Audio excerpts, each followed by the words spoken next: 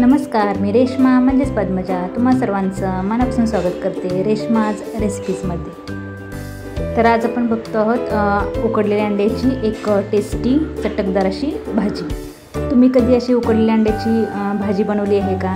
जर बनवली असेल तर ही माझी रेसिपी नक्की तुम्ही बघा आणि अशी ही अंड्याची चटकदार भाजी तुम्ही ट्राय करा।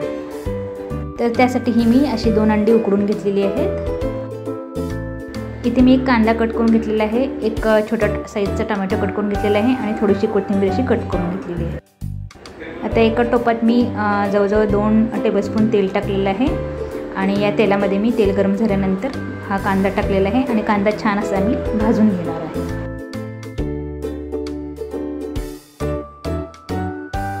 कांदा भाजतानाच मी यात थोडी कोथिंबीर पण टाकलेली आहे आणि हे छान असं परतून घेत आहे।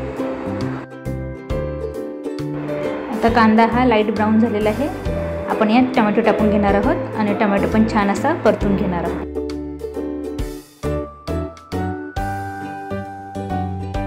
आता यामध्येच मी हाफ टीस्पून आलं लसूण पेस्ट टाकलेली आहे आणि ती पण छान मी परतून घेते।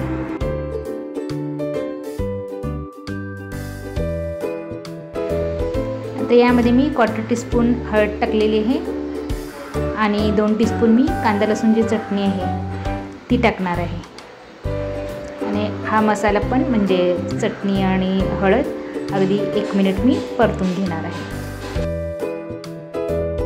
आता जी अंडी उकडून घेतली होती त्याचे मी असे तुकडे करून घेतलेले आहेत।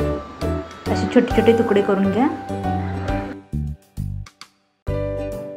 आणि ही जी अंडी आहेत ही मी या मसाल्यामध्ये टाकणार आहे आणि छान असं मिक्स करून घेणार आहे।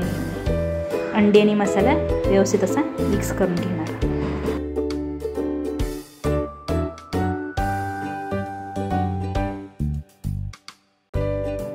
यात हे चवीनुसार मी मीठ टाकलेलं आहे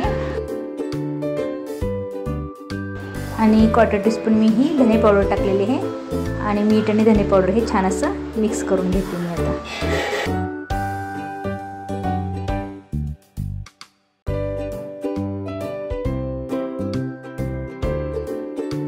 तर अशी ही चटकदार अशी अंड्याची भाजी आपली तयार झालेली आहे। आता मी गॅस बंद करून घेते आणि आपण सर्व करून घेऊया। तर अतिशय पटकन अशी ही अंड्याची भाजी तयार होते आणि तेवढी चटकदार आणि चमचमीत चवीला बनते। त्यामुळं अशी ही साधी सोपी आणि पटकन होणारी रेसिपी जर तुम्हाला आवडली असेल तर माझी ही रेसिपी जी आहे ती लाईक आणि शेअर करा आणि अशाच साध्या सोप्या आणि झटपट होणाऱ्या रोजच्या जेवणातील रेसिपीजसाठी माझं चॅनल नक्की सबस्क्राईब करा।